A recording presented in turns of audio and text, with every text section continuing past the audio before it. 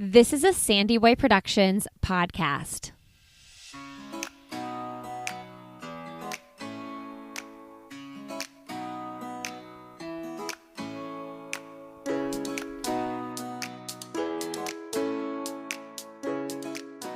Hey everybody, welcome to Why is Everyone Yelling with Lindsay Hine. I'm your host, Lindsay, and I'm so grateful that you're here today. This is a podcast for parents or anybody helping raise kids. My hope is that these episodes will help you feel a little bit less alone and give you a little bit of encouragement in your life with kids. I am the mom of 4 myself, and I host the podcast I'll Have Another with Lindsay Hine, as well as co-host the Illuminate podcast. So this is my 3rd show, and I'm so excited to bring it to you. Today you're listening to episode 12, and I'm talking with Bryce Reddy. Bryce is a licensed mental health counselor. She specializes in maternal mental health, and we jump right into some really important conversations around how to control your reactions to your kids when they make you mad, anger in motherhood, something that we all struggle with, and ways to pinpoint what our triggers are so that we know when to step back and take a deep breath and reevaluate the situation at hand. Bryce has an e-course, so a mini course over on Instagram that is a toolkit for moms who are trying to understand their temper a little bit better. Lots of great information. Make sure you check that out. mombrain.therapist is where you'll find her. All right, and if you are enjoying this podcast at all, if you could please consider leaving us a rating and review, that would be a huge help in new listeners finding us. This is a brand new show for me, and I'm working hard to make sure as many moms and dads and caregivers know about this podcast. For iTunes specifically, all you have to do is go search for the podcast, click on the podcast, and scroll all the way down to the bottom, and you'll find a place to leave a review. Thank you so much to everybody who has already done so. I greatly appreciate you. Okay, friends, I hope you get a lot out of this conversation. I know I did.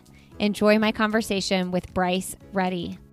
Well, today on Why is Everyone Yelling, we have Bryce Reddy on the show. Welcome to the podcast, Bryce. Oh, thank you. Thank you so much for having me. Really excited to have you join us today. And man, we're going to talk about something that I think a lot of moms and dads struggle with in the world. We're going to be talking about a little bit of anger and motherhood today.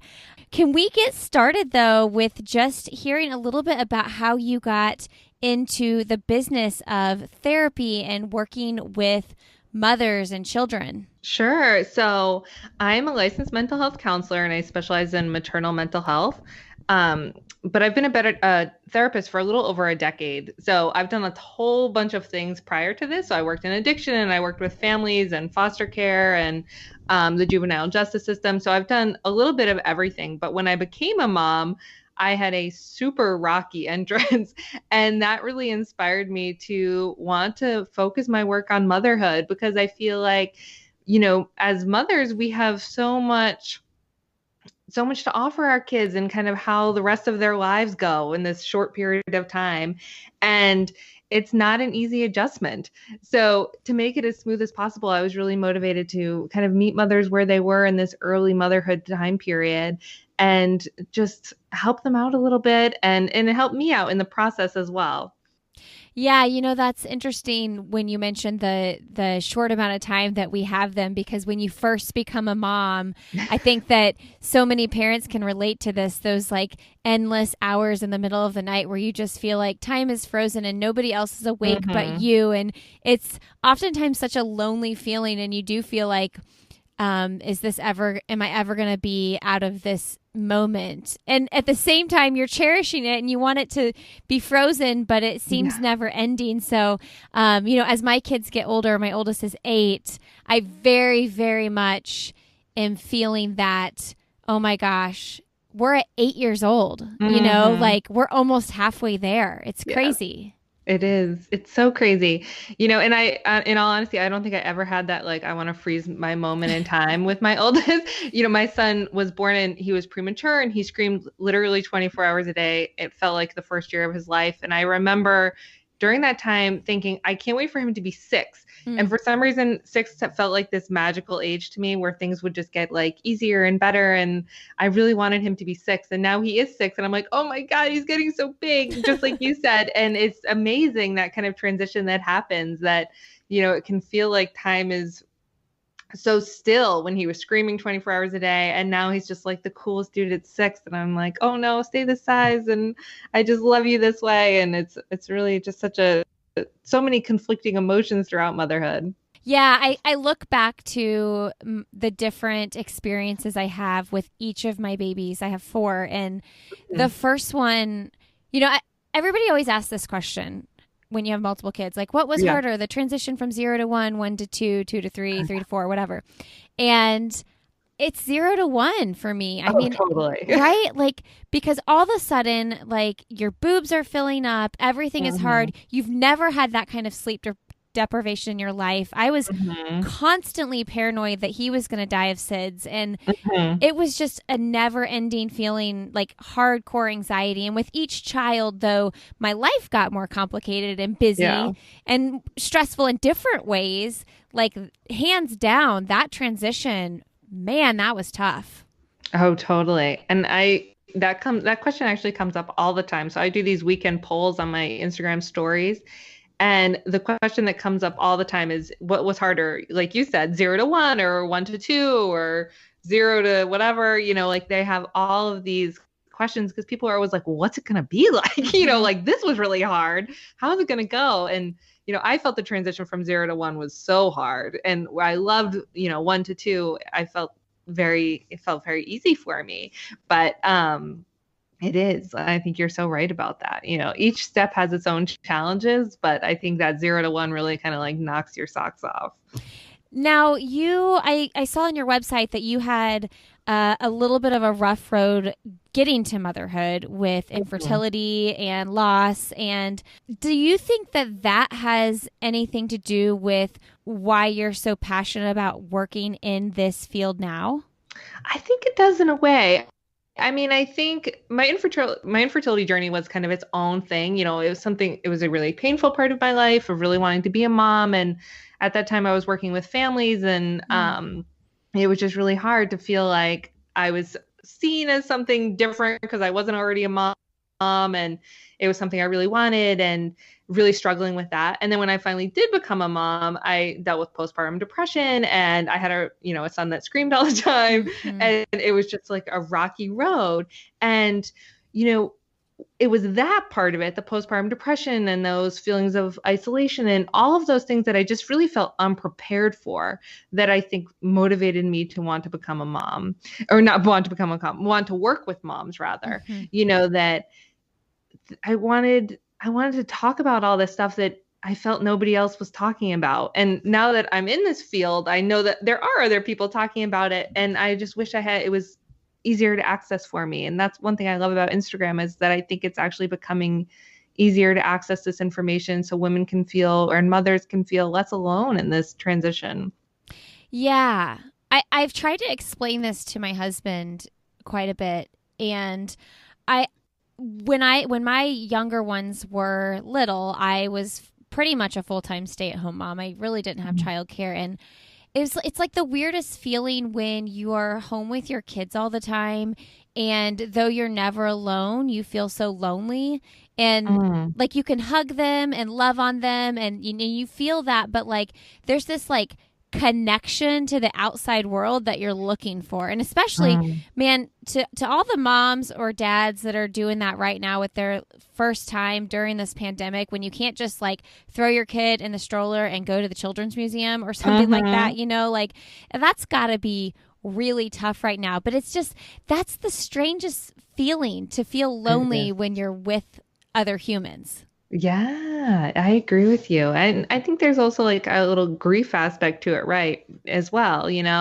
that we're kind of leaving this old life behind where we had very full lives, whether we worked or, we were seeing the same people every day in our comings and goings, and it was much easier to access friends. And now we're kind of home and kind of adjusting to this new world where someone needs us 24/7, but isn't necessarily able to talk to us or, relate to us as what we view as maybe our old selves. So it's really tough.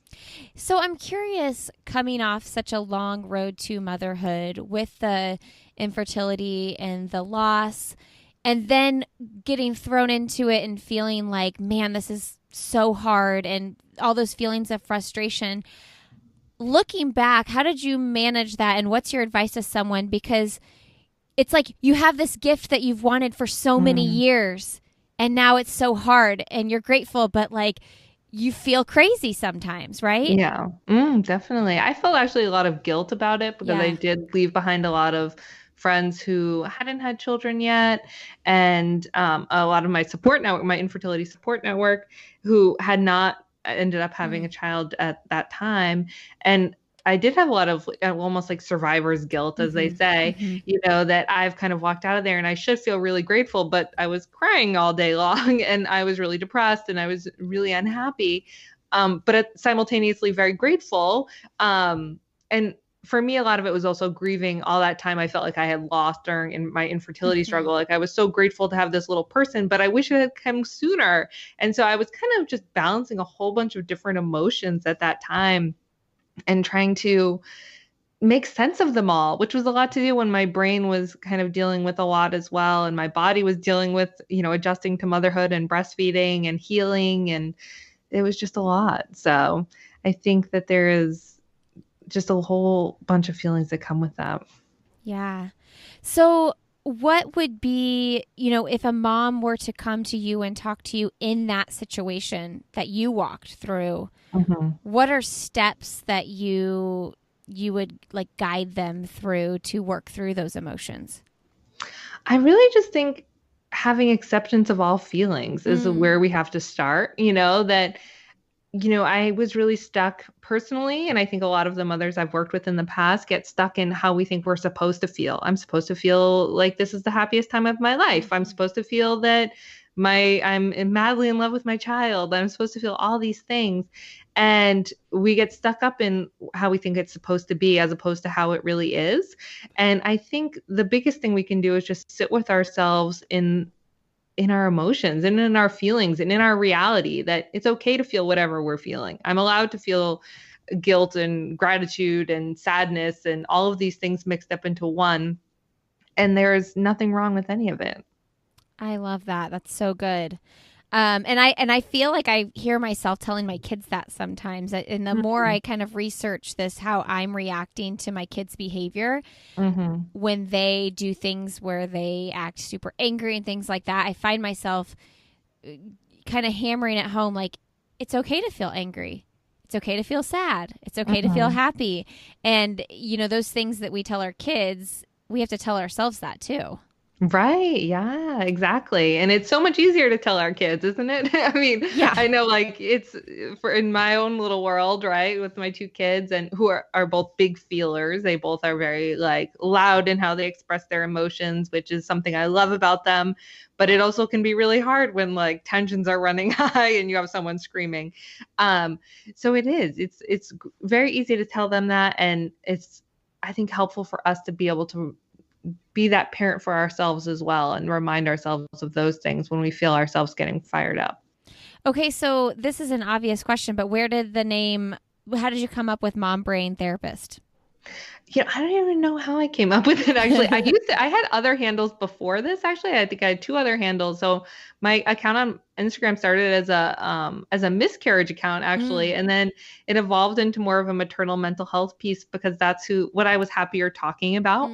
And so I really just, I think our mom brain gets a lot of flack sometimes. People think, oh, I have mom brain, I can't remember anything. But our mom brains are actually really powerful things. They're super resilient and they're super resourceful and they're always changing and growing and, supporting all these other people. And so I wanted to, mom brain felt really strong to me and I wanted to kind of take away that other aspect of it or not focus as much on that kind of lackadaisical aspect that I think it gets used for, and focus on the strengths. I love So that. that's why I just combine it with the therapist piece. Yeah, I love that. Now, you used to work in a clinical setting in an office. Now, do you do all your work at home online? I do, yeah. So I used to have private practice, and I worked in agencies for years, which is like kind of what therapists do. We all have, it seems like so many therapists have like 10 jobs too. So we're all doing a billion different things because we're often contractors. And now I work completely online. I have worked with people, parents, mothers, especially on their tempers through a mini course I have through Instagram. And I also do coaching for parenting helpers and parenting experts who are trying to transition onto the Instagram space. So I do a little bit of everything. And I think it's just amazing that going from, I used to see 40 clients a week in my offices. And now the idea that I get to talk to like thousands of people every time I post or through my stories and through my DMs and help people in this really different and unique way has just been this amazing shift for me professionally. That's so cool. Okay, let's talk about the temper thing. I'm super intrigued by this. I've been really working on the anger management and temper. Probably, I would say I've been really focusing on it the last three years or something like that. Mm-hmm. First of all, what's the course? What all does it consist of? It's just a mini course. So it's really just the basics of understanding your temper, understanding your triggers, and like learning a new strategy for moving through those moments when you find out that you're a little fired up. And then the final module is about repairing with our kids, because we are always going to lose our temper with our kids. The goal is not perfection and saying like, I'm going to be this zened out mom 24 hours a day, like just handling it all with like grace and ease, because we're not robots. We're human beings, right? I'm going to get overtired. I'm going to be hungry. I'm going to have a bad day. And every once in a while, I'm going to like freak out on my kids. And I say that as a therapist who is like, people are like, oh, you probably never yell at your kids. I'm like, well, actually, I'm a human being, even just this morning, I was frustrated, with my kids trying to get out of the house. And I think, a lot of people can relate to that. So, I think that is the goal, progress, not perfection when we're talking about our tempers. For sure. Okay, so let's talk about what these triggers are. I know for me, a huge temper trigger, and I know this is other people have this issue too. I mean, when my kids throw the pillow cushions and the couch cushions off the couch, it is like this so out of control madness that I feel, because I feel like I am putting those dang pillows back on the couch 900 times a day. And it's such a silly thing, but it drives me bonkers. Right. So let's talk about these triggers that people have. Some other triggers I have are definitely bad words, which when I think about that, it's silly, because where did they learn their bad words? They probably from me, right. Like that's where they heard the F word. And am I proud of that? No, but it's true. So when I get over angry at them for using that word, it's like, but you taught it to them. So you can't really come down on them. And then I find myself being horribly embarrassed when I'm somewhere and my 5-year-old drops the F-bomb. And I think, oh my gosh, these parents are probably thinking she better put him in his place. But I know that like that totally came from me. So me putting him in his place doesn't really make sense. So, right. In that way, in an angry way. So yeah, let's just talk about triggers and ways to work through them. Okay, definitely. So triggers can be just about anything. And I think that, like you mentioned, like throwing the couch cushions on the floor, like that's something that is definitely unique to you, right? But probably a bunch of other people or parents listening to this are like, oh yeah, that would totally get me. And it might not be something that bothers me at all, right? Like it's not even on my radar. So all of our temper triggers are things that are unique to us, but universal in a way, right? And so when I work with parents on their temper, I actually give them this huge list to go over, because it can be so eye-opening to recognize the vast possibilities of what triggers are. And the best thing we can do, I think, is to just be observers of ourselves, which is what I hear when you were talking about the F-bomb story, right? Mhm. Like to notice the things that we're finding ourselves being super reactive to and get curious about them. So like for me, I was talking about this morning, I get super impatient when my youngest doesn't want to wear a coat or her rain gear to preschool. And I feel like every single day I'm dropping her off like in leggings and a long sleeve shirt because that's what she wants to wear. And everyone else has like, foul weather gear on. So, And then you're wondering if all the other parents are like, why doesn't she have a coat on her kid? Right. So, and it's ironic because, my daughter is like super speaks her mind and she's super independent thinker. And that's actually like one of my favorite traits about her, but not at 8 o'clock in the morning when I'm like, please get your coat on. We have to go. Right. So, like you, if I get curious about that, I might hear that inner voice inside of me telling me that she should be listening to me. Why isn't she paying attention to me? Why doesn't she care what I'm telling her what to do? Or all the other kids show up with their rain gear on. What will people think of me? Right? Will the teachers think I'm a bad mom? Will the other parents be like, oh, there's Bryce again with her kid in like, leggings and it's 20 degrees out. So in the end, it's less about her and it's more about all of these stories and expectations that are in my head and firing me up. Right. And if I can show some like curiosity and awareness of those stories that are in my head about it, it kind of takes the edge off a little bit, right? And helps me calm down those buttons that are being fired up. So when trying to figure out these temper triggers, we can like get curious about the story beneath the surface, what's really happening, and figure out what this trigger is trying to teach us. And then what do we do with that? So like say the F-bomb thing. Is it trying to teach me that I need to watch my mouth? Right. Yeah. So I think we can like just respond to it in a different way. So maybe it's like just trying to say, why is this bothering me so much? Is it bothering me because like he says that word, or is it bothering me because I think other people are going to know I swear, right? Like what's the real feeling behind it? Is that it's embarrassment? Like you said, embarrassment was something you used before. And really what we can do about that? How do we really want to respond to it? Do we want to just say, I really just, that's an adult word. That's not a kid word.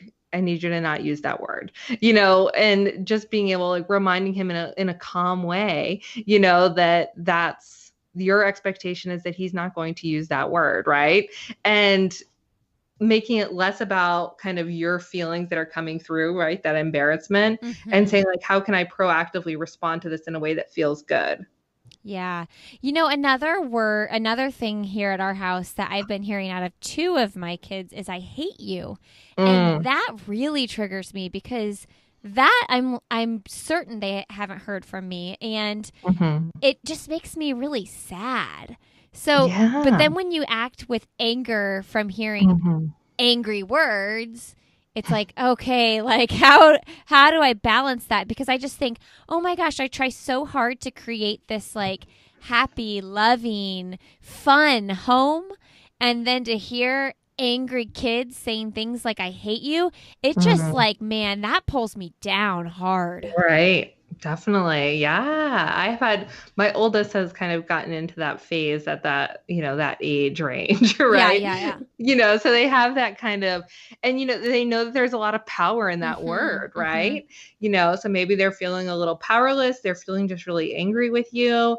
And then they're like, I'm going to hurt you right now. And I know these words that are going to do that. And kids are smart, right? They've had all these years, my oldest is 6, like you said, your oldest is 8, and they've had 8 years or 6 years to get to know all of our buttons and how to push them. And for whatever else is going on for them right now too, they're obviously not in a good place when they're using that kind of saying those kind of things, that they need some help as well. So, I always just try and respond to those with like, I know that they don't mean it, like that. I know my kids, I know they don't hate me. And I'm sure your kids don't hate you, right? That they're trying to hurt your feelings. And if I can respond and say, I hear that you're really angry right now. And I always love you, even when you're angry with me and even when you're mad at me, and you can let me know how I can help you feel better right now. I love how that I can response. help you feel less angry, and really just kind of not taking it personally, right? Yeah. And this, like you said, the story in our head is, I really really hard for you. And I relate to that, Yes. right? Like, Yes. I am a good mom. Like, hello, what are you mad about, right? And but turning it, that's about us, and kind of looking with taking that in, saying, I hear that. They're allowed to be angry with me, right? They're trying to hurt my feelings because of something, whoever knows what that is, and reflecting it back to them and saying, diffusing the situation with like, I hear you. I hear that you're really angry with me, and I always love you. And, let me help you. How can I help you? And sometimes they're going to like stomp their feet and run away. But, that's what the kind of language we want to allow there is acceptance of that anger and allowing it. I love that response. And I also, it's making me think of the idea that it's not that I want to be a pushover mom and let my kids just run rampant and say all these awful things, but I think a lot of times as parents, we have these expectations of our kids that they should have adult emotions and they have kid emotions, right? Yes. Mm-hmm. And so, Definitely. yeah, like when I hear that and I'm taking it personally and my feelings are hurt, well, I need to remember that like this, it's not my husband saying that to me Right. or my Yeah. sister. It's my Yep. 5-year-old. Right. Who's trying to, tell you something, maybe not tell you I hate you, but say like, I'm really mad at you right now and I'm going to hurt your feelings. Or I need like, or maybe even just viewing it as them saying, I need help. Like, no one likes to feel like that. Even us, like no one likes to feel angry. No one likes to feel out of control. No one likes to be yelling at other people. It doesn't feel good, so it really is them asking for help in a way. And it just comes out as, I hate you. Yeah. Yeah. That's what I say that to my kids and I still don't know. Is that the right thing to say? Because a lot of times when they're screaming, I'm like, does that feel good to yell like that? That can't Right. feel good. Like it's making my head hurt. You can't feel very great doing that. But I still don't Right. know if that's always the right response. Yeah, well, sometimes we can just be like observers, right? Yeah. And say, what am I noticing? Like, oh my goodness, you're making a lot of noise right now. Like, this is really loud. And, we're just saying like we're present with them. We're hearing them. We see them. So we're not turning away. We're not trying to squash it and stop it. We're just letting them know like, oh wow, this is really loud. And sometimes when I do that, my kids will even start laughing like, oh yeah, like you're right. Like this says, they're just like, they'll start giggling or walk away, like, because they know, like I'm sitting there with them. I'm not trying to stop them. And we're just kind of letting it run its course, which is totally fine. Yeah, another thing I noticed too is that when I'm distracted or when I want to get something done or I'm doing something else, I'm engaged in something else, that's really when my frustration gets really, really bad with the bad behavior and things like that because I'm like, oh, I just want to get this done, but I know that I need to stop what I'm doing and just be physically and emotionally present and like put my things aside. And I know that especially in 2020 with people having kids home a lot with, virtual learning and, for a while there some daycares were shut down. Like that has been an extreme challenge in this year. And for parents that are like work from home, stay at home parents, like that's a hard balance to kind of strike. Oh yeah. I mean, I don't even know if you can have balance, right? I mean, Right. it's just insane. It's just chaos, right? Trying to accomplish so many things. And, my husband and I have been working from home like everyone else for probably the most part for the last like 10 months.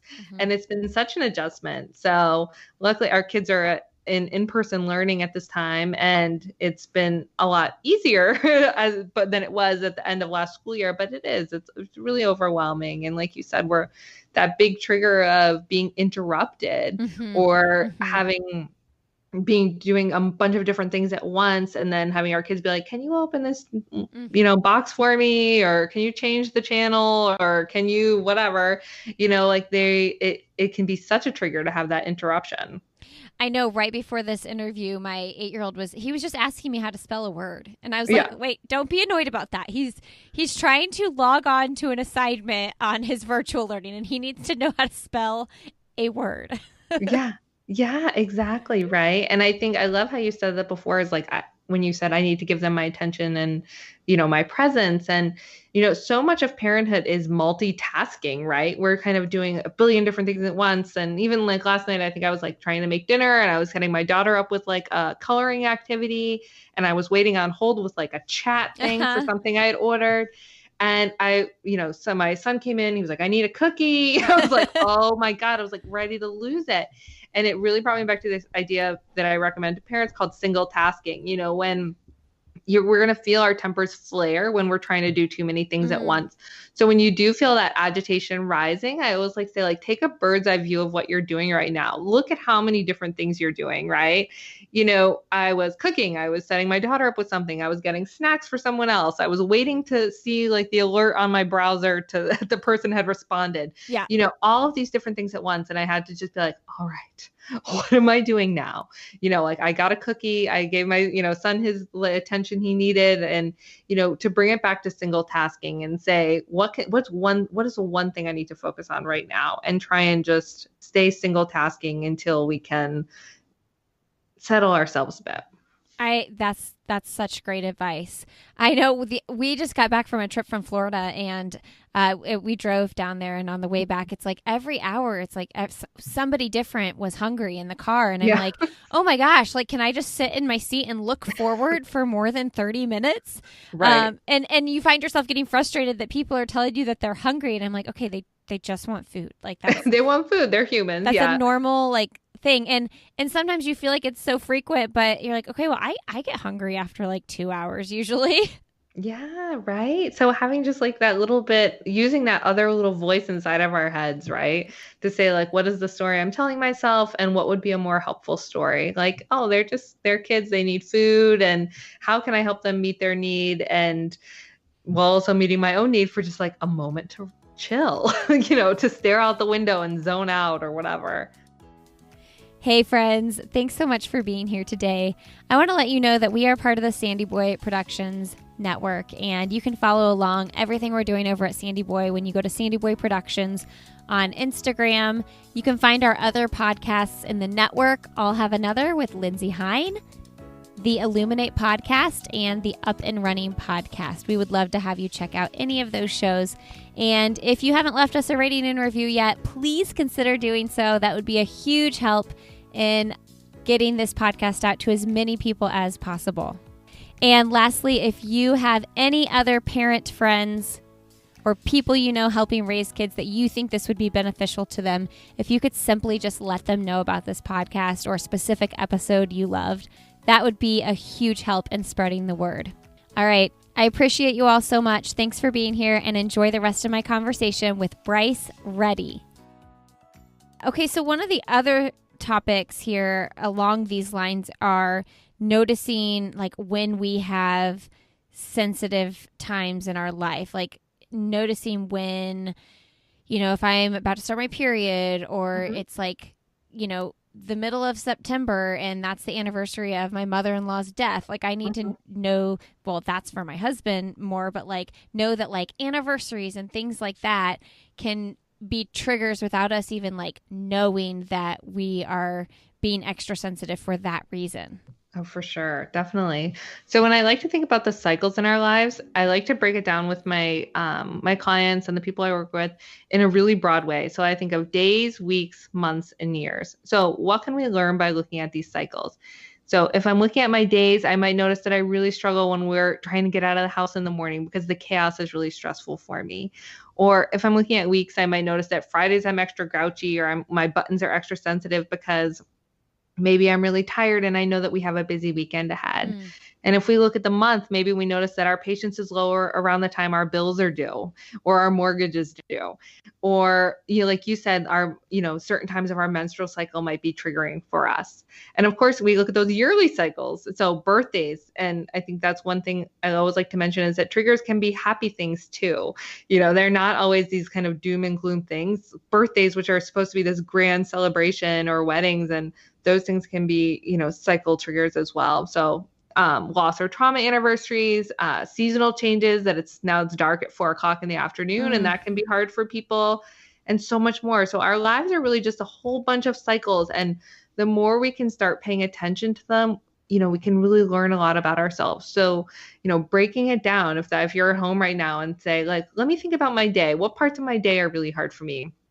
Let me think about my week. What times of my week are really hard for me? My month, and then go, moving out to the year. And I bet you'll get a lot of good clues that, you can be more of an observer about, and can give you some insight when you do notice your emotions kind of tending to be a little bit more impatient, or, a little more frustrated or agitated, and you might learn a little bit. I guess there's two sides to this, like reset, but also like acknowledge that it's okay to feel like we were talking about earlier, acknowledge all those feelings. So acknowledge that it's okay to feel extra irritable, but you don't want to feel like that. So there's got to be like some sort of solution. Yeah, well, honestly, like a big part of it is noticing it. Yeah. Because so often we're just on like autopilot in our lives, and we're like, this is just the way I am. I'm having a bad day. But I might not be thinking like, what's coming up is, I had like a miscarriage this time, and this time of year.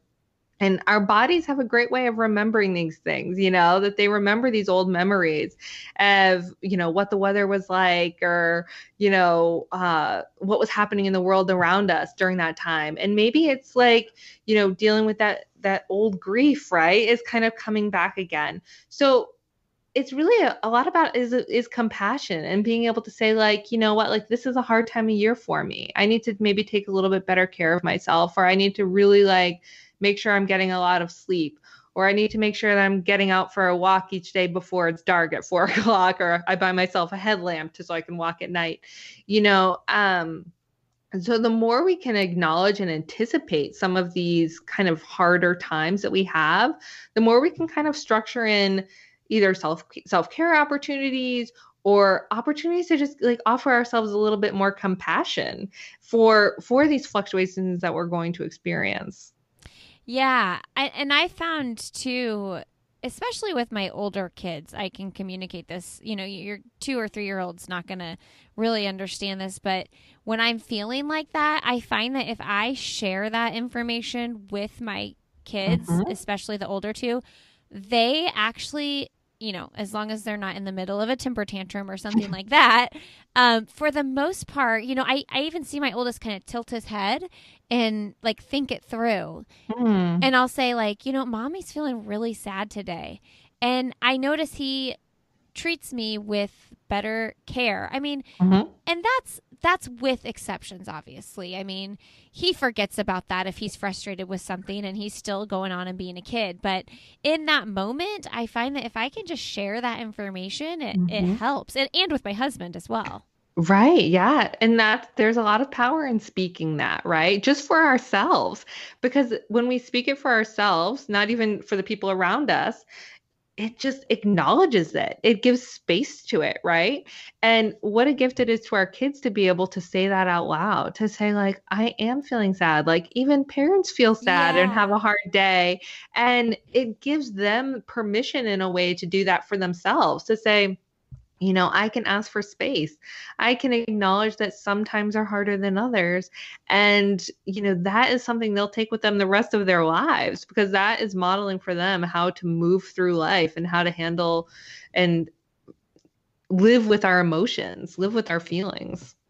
So let's talk about the importance of our kids seeing us take care of those needs. So, for instance, I tell my kids all the time, like, I'm going to go for a run because it's good for me. It's good for my health, physically and mentally. So, and I think that's just so important for our kids not only see us taking care of ourselves in a physical and emotional way, but like also seeing us doing something we enjoy doing. Yes, definitely. So, like that example you just gave, our kids are always watching us.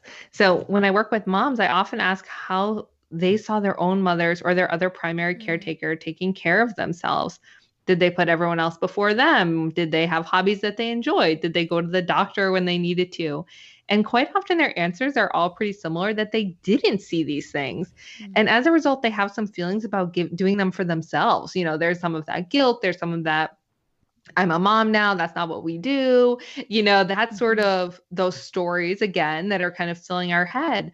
So if we want to change these patterns, we have to be really intentional about what we want our kids to see. So if they see us investing in our health, in our hobbies, or anything else for ourselves, we're giving them permission in that way to take care of themselves too, both now and in the future, right? So even just modeling for my kids to say like, mommy had a really long day. I'm going to go take, our dog Sherman. I'm going to go take Sherman for a walk and I'm going to go by myself. Even though people want to go with me, I need to go by myself. And, the best part about that is that, even my kids today will say like, I need some time by myself. Like, I need you to take my youngest is named Elliot. My son will be like, I need you to take Elliot downstairs. Like, I need some alone time. And I love that he does that, even though, like it doesn't always come out like that. But I hear him telling me, like he needs his space. And he's like a pretty introverted little guy. And it's a pretty wonderful thing, I think, to know that at 6 years old and to feel that you're allowed to do that, to say, I need a break, give me a break. Right. And I think a lot of that comes from, them seeing us as parents saying the same thing. So being mindful of what we're showing our kids. And I love that you said, like, I want to go for a run because like this helps me feel good. It helps my health. And they'll remember that the rest of their lives, so when they want to take permission or take space to take care of their own lives and bodies. One of the other things I saw on your Instagram, I kind of was like doing a scroll through this morning, and one of the things I saw that I loved so much was we always have the opportunity to start over and try again. And what I love about that, well, first of all, so when I was thinking of a name for this podcast, I loved the name A New Day. Because I say that to my kids all the time, like when they're feeling frustrated, I'm like, hey, look, tomorrow's a new day. Like everything's going to reset. It's a new day. Some people talked me out of it because they were like, that kind of sounds like you're in recovery or that you're like some hippie and you're like, it's like all zen. They're like, I don't relate it to parenting. So we went with why is everyone yelling? I love it. But let's talk about that just a little bit, that reset mindset. Yeah. So I think that I like to just, I feel like I always use the word permission, but that's what it is, kind of. So, really giving ourselves permission to start over, to notice that things are on a trajectory that we don't want to continue, and giving a chance to start over, to make a new plan, and this is something I do with my kids all the time. I'll take a deep breath, or if we're both kind of struggling in a little power struggles with each other, I'll be like, I'll make a big dramatic breath and be like, all right, can we start over? What can we do to start over? And sometimes we'll like put a song on to start over. Or when my kids were younger, I'd be like, all right, everybody in the bath, and they'd go play in the bath and use water, or we'd go for a walk, or we would just say, all right, starting over, day's new, let's pretend. And we'd be like, let's go, pretend to eat breakfast again and we'll start the day over. Or, even nap time. We have all of these opportunities to put like a little, bleep, like differentiate, this was before and this is after.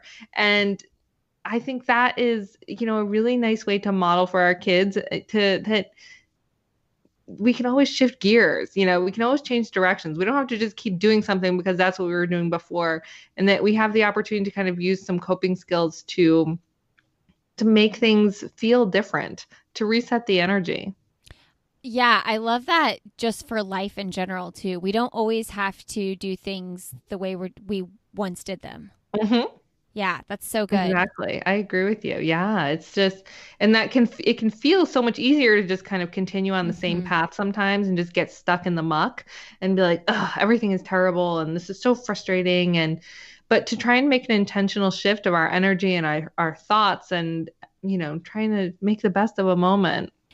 So lastly, I just want to hit on like, even though, we're talking about all these like ways to manage the triggers and things like that, that doesn't mean that it's never going to happen, like the blow up and things like that. Like you mentioned earlier, like where this is not about perfection. I mean, yesterday I felt like I honestly felt like I was doing everything right in the parenting world. Like, I felt like I was giving the amount of attention I needed to give. And my older boys just were just fighting all day. And then when we picked up my younger two from daycare, my middle guy like gets in the car and just starts hitting me and telling me he wants Cheez-Its. And I'm like, what have I done? You know, like what is happening? I welcomed you with like, how was your day? I missed you, you know, and it's like, where are the Cheez-Its? And he starts hitting me. And, you know, those are the moments where I'm literally like, what the F, you know, like what did I do? What is happening? And, I guess I just want to hear your thoughts on like managing that and managing when we freak out and like letting it be like we did it. We can't live the rest of our lives or day guilty over it.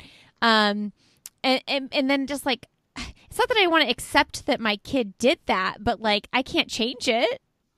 No, we can't change it. And we always have to remember, like, we're the adult, right? So it's up to us to respond in a way that, you know, how we want to, you know, as much as our kids can like push our buttons aren't their responsibility. So, you know, we are going to lose our tempers with our kids, and that's a normal part of a healthy relationship. You know, like I'm sure you and your husband and, you know, your friends, your adult friends, and maybe if you have adult siblings or your parents, like we are always going to get in disagreements. And the same way we're going to get in disagreements with our children and lose our temper or lose our cool. And part of recovering from that is a process called repair. So we call rupture is what happens when we pull apart, right? When we become disconnected from them. And then repair is when we put ourselves back together with them. So healing and repairing the relationship. And that looks, you know, different in a lot of ways, but, you know, just saying like, mommy was really frustrated and I yelled and I'm really sorry I did that. And I'm going to work better to work on my, you know, staying calmer when I feel frustrated next time, you know, just really narrating it for them and showing them what it looks like to accept an apology and also to give an apology one day when it's their turn to do so. And so, you know, it's as much for them as it is for us in a way, you know, that we're giving to them, you know, our apologies and our remorse and repairing, but we're also teaching them in that moment how to do the same. I'm curious for your mindset on then, you know, talking about that behavior that you blew up about. Like, obviously he shouldn't be hitting me. So are you in the school of thought to like address it then calmly and say, hey, like that's not okay. We don't hit people. That's not a nice thing to do. And then address it later when they're calm?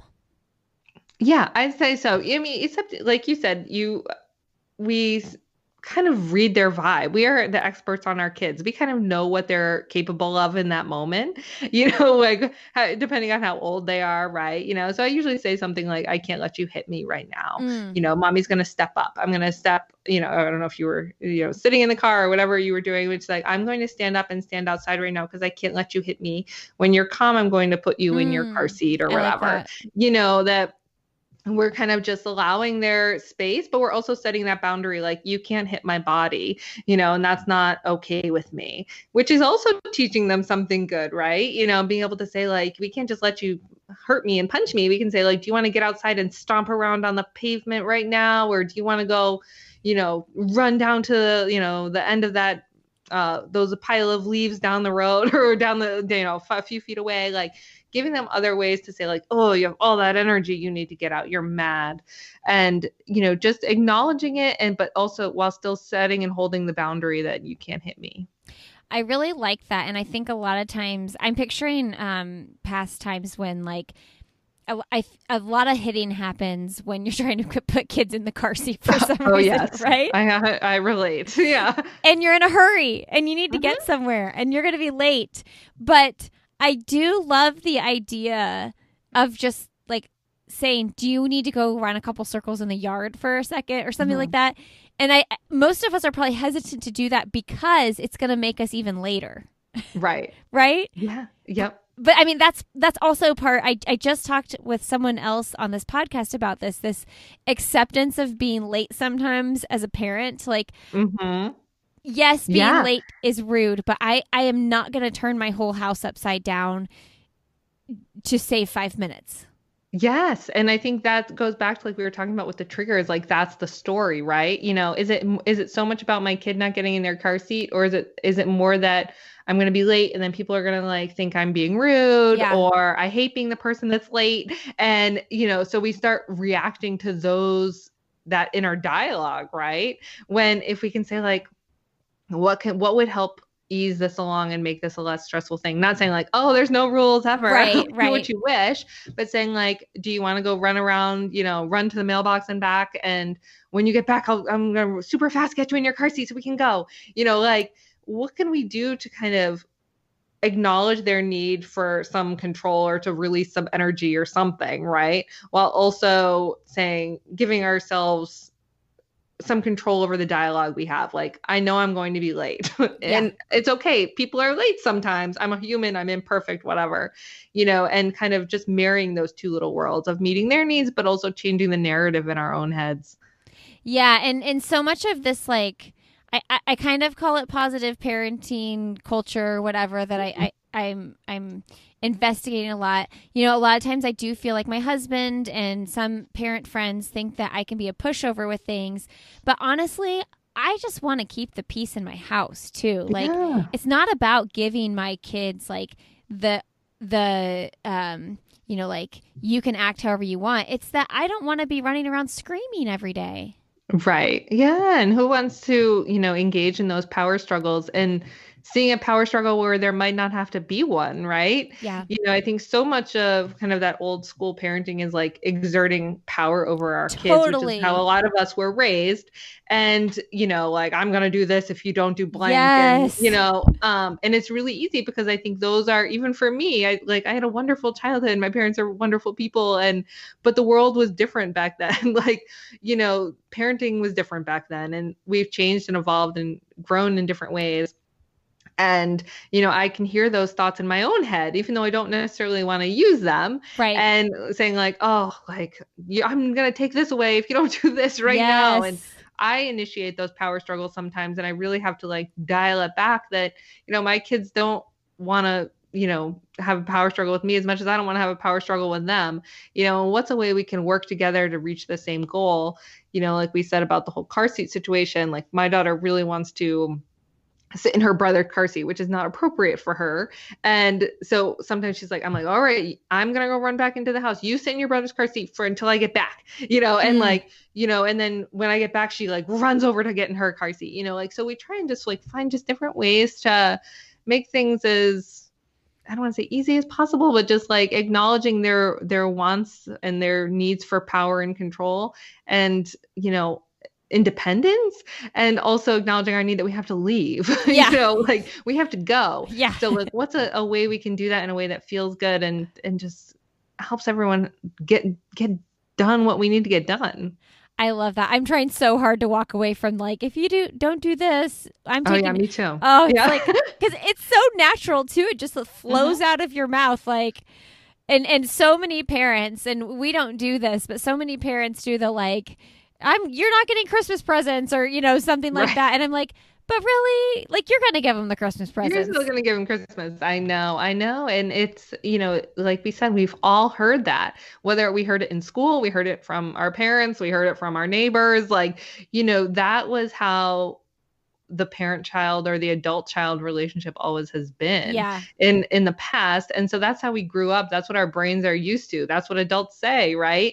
And it takes a lot of effort to change that in action. It takes a lot of intention to say, I don't want to use that word, or I don't want to use that, way of doing it. Yeah, it's like thinking of intentional consequences, but aren't things that you're not actually gonna follow through with. Mm-hmm. Yeah. Exactly. Okay. Well, Bryce, this has been just wonderful. What we're gonna wrap up with a couple questions I ask all my guests. What is something professionally or personally that you'd like to do still that you haven't done? Oh, I would really just like to take my whole family on a big vacation. That's my big Mm. thing right now, only because I think we're all feeling a real need for change of scenery and something fun. But I'd love, my siblings both live far away from me, and I'd love for everyone just to kind of get together at some point and see each other in a very relaxed setting. So maybe by the beach or something like that. Oh, I love that with the whole family, like not just Yeah. your immediate family. Yeah, the whole big family. Yeah. We did a trip like that with my brother or my husband's family and my three sisters in laws and his dad. And it was probably, I'm like, that was 2 years ago. And I'm like, that memory that, and we had a 3 month old and then like an almost a 2 year old, a 3.5 year old, and a 5 year old. So we were like in it hard. Yeah. But I'm In it so deep. Yeah. yeah. I mean, I think that's probably the deepest I've ever been in it. Right. And I am so grateful for that trip. It was, it's hard to travel with little ones, but yeah, with your 3 and 6, that's probably a really nice spot. But like, I'm so grateful we did it, Yeah, definitely. That's really nice. Yeah.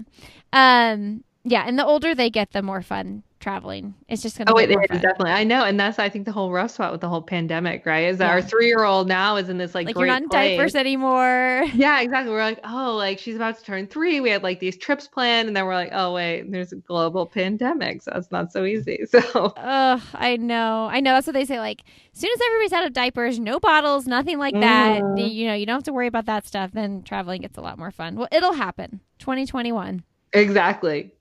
Hopefully. I know. Fingers crossed. What is the best, most recent book you've read? Oh, so I read this book a while ago, but I read it again recently. It's called The Bright Hour. So it's a little sad. It's actually a memoir of a young mother, and she's actually dying and simultaneously living with breast cancer. Mm. And it really just gave me such a perspective shift about how I move through my life and, the concept of gratitude and, just being where I'm at. And I read it a while ago and I've read it, like I said, I've read it a few times since, but I think of it all the time. There's so many different like great images from the book that she gives, and it just changed me in some way. And I recommend it all the time. So it's called The Bright Hour by Nina Riggs. Okay. And do you have any book recommendations for kids that you like to recommend? Oh, I do. I have 2 favorites. So my first one's called Giraffes Can't Dance, which I think is a pretty popular one. And I'm pretty sure I have it memorized at this point.